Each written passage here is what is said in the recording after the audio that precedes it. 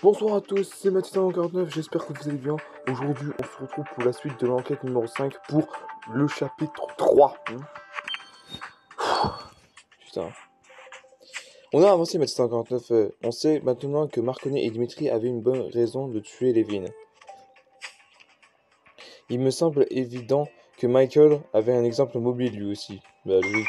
Malheureusement, on a très peu d'éléments, on ferait bien de retourner jeter un œil chez Michael.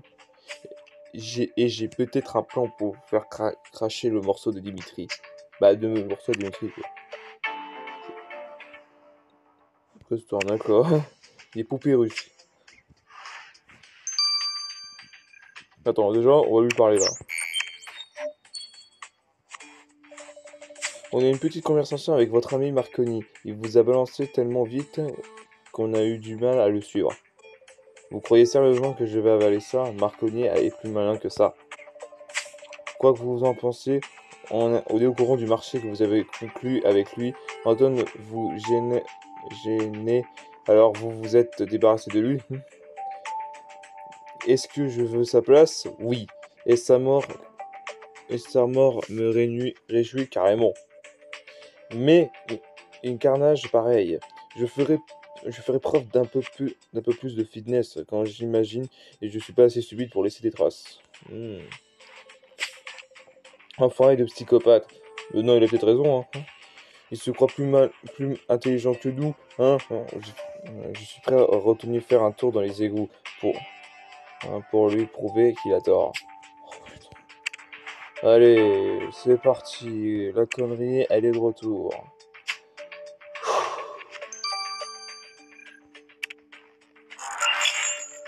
Bon.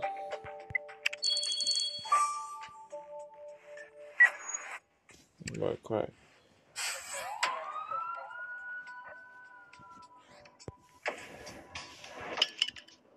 Alors, on dessiner, télécommande, carte. Ah, c'est ça? Ah, d'accord. Ordinateur. Le gel des mains, tiens.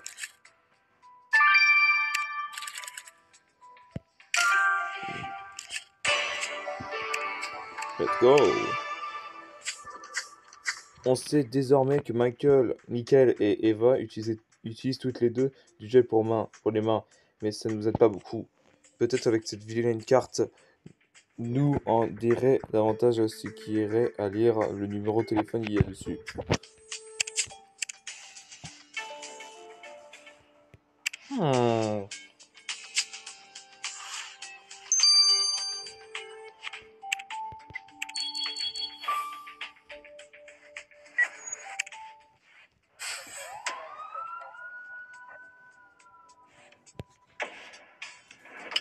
Ah bah tiens.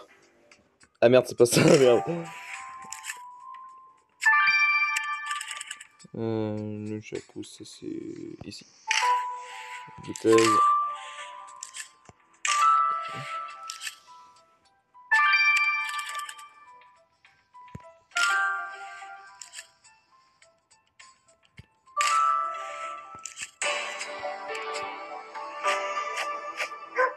Oh.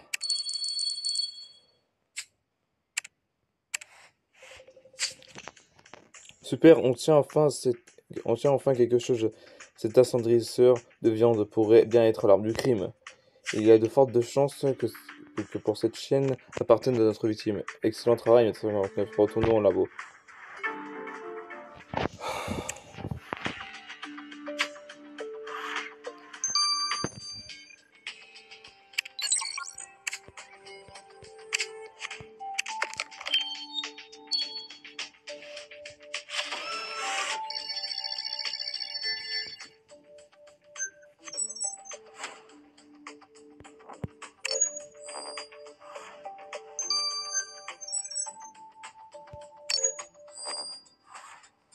J'aurais pas dit tout ça.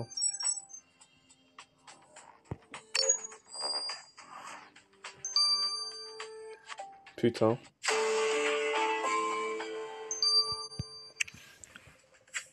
Tu as fait du bon boulot avec cette carte, 1649. On a notre numéro de téléphone. Voyons si Alex le trouve dans la base de données.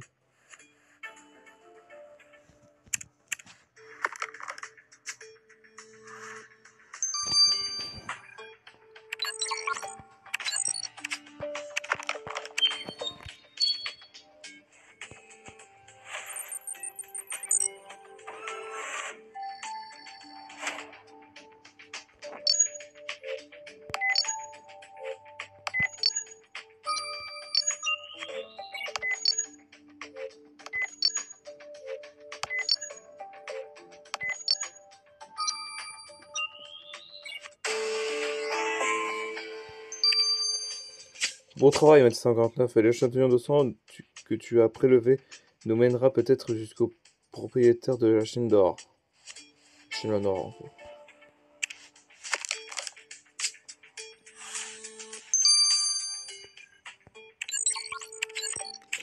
Bon bah voilà, on se retrouve juste après les analyses.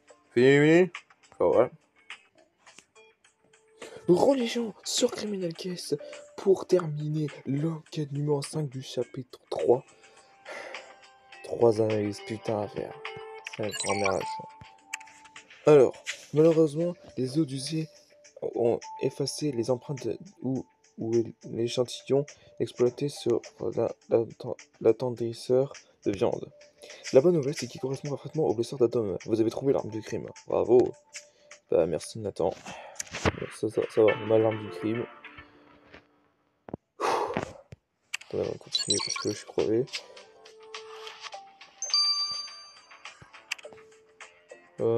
Petite douce étoile andouille. Le sang que tu retrouves sur la chaîne appartenait à la victime, mais le bijou est trop petit pour le cou de Levin. Il a dû l'arracher du cou de son assassin pendant la bagarre. Donc c'est dire que le tueur porte une chaîne.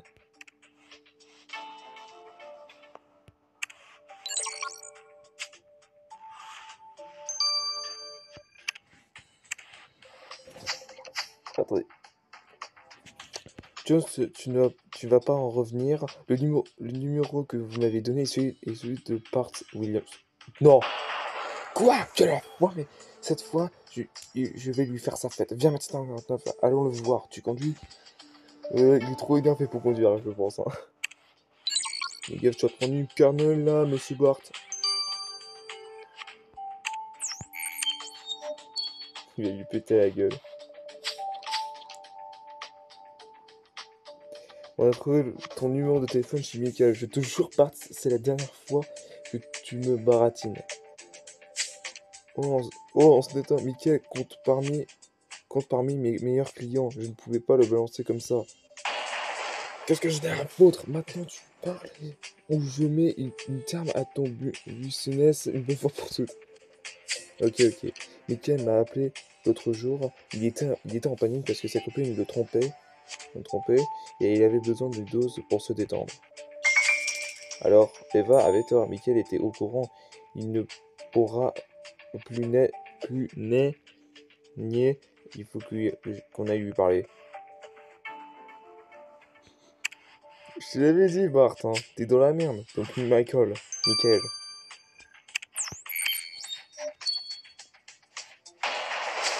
Elle me trompait avec mon propre père. Il l'avait même mise enceinte. Comment vous réagirez si ça vous arrivait? Déjà, tu calmes. J'imagine que je serais furieux, peut-être assez pour commettre l'irréparable. Évidemment que j'étais en colère au début, mais ce n'était pas de sa faute, c'était mon père, le salaud, il l'a obligé à faire ça. Vous pouvez être sûr que je remercierai le type qui l'a descendu. J'entends qu'on est à 2 doigts de résoudre cette affaire, Mathis 59, mais je ne sais pas où chercher les pièces manquantes du puzzle. Qu'est-ce qui se passe? Eh, j'ai peut-être quelque chose pour vous. Une voisine de Levin a appelé la nuit de meurtre, il se plaindre d'une dispute. On pourrait l'analyser, l'enregistrement, comme, comme, comme ils font à la télé. Ah, tu plaisantes? Tu avais cette info depuis le début et tu n'en parles que maintenant? C'est juste une vieille dame qui hurlait et disait que c'était une attaque de communistes. Et vous avez dit de ne pas vous faire perdre votre temps avec ce genre d'années. Ah ouais. Donc là, on analyse ce tas de ferraille. Donc du coup, on parle carrément du CD. Putain, sérieux. C'est enculé. Bon bah voilà, on se retrouve juste après les analyses. Fini. Alright. Gros les gens sous Criminal Case pour terminer l'enquête 5, pour arrêter l'autre tueur une bonne fois pour toutes. On se retrouve pour l'analyse du registre des plaintes. Je vais juste un petit disque. Ta gueule. Mathis Jones, vous allez devoir payer votre tournée. J'ai nettoyé l'enregistrement et isolé deux voix en arrière-plan, ainsi que des bruits de dispute. Et devinez quoi? Nos deux gagnants parlent russe. Étant donné que c'est arrivé juste avant Anton se fasse tuer, je peux vous garantir que votre assassin parle russe. D'après D'après ce que nous savons, seuls Mikhail et Dimitri parlent russe. C'est la pièce manquante du puzzle, Mathis 149.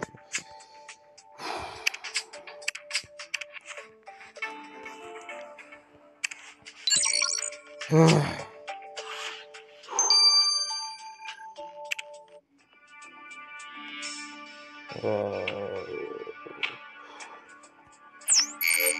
Alors... Désolé. Bah, c'est pas que 100% lui, hein.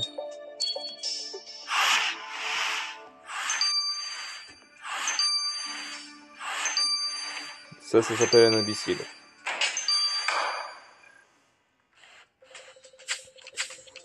Nous savons que vous avez tué votre père après avoir découvert que sa liaison avec Eva, Michael.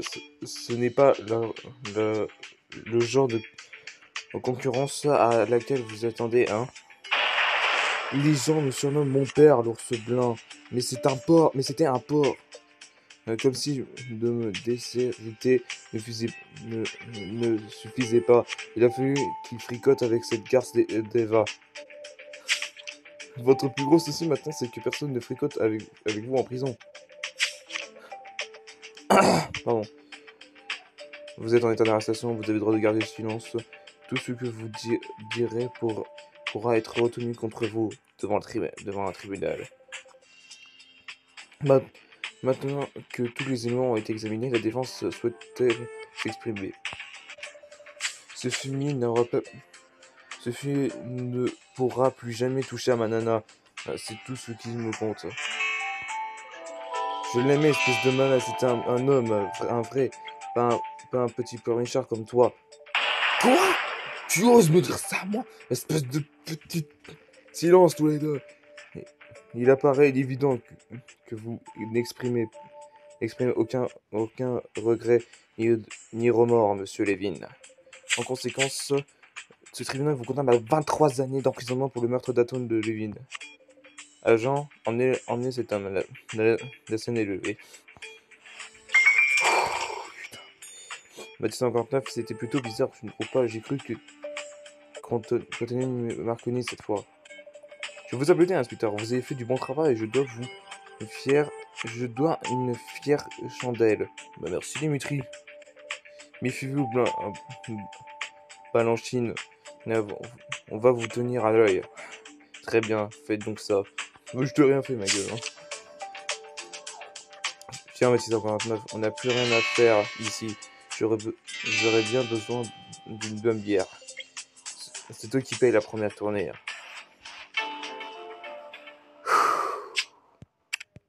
9 semences ce passage, putain.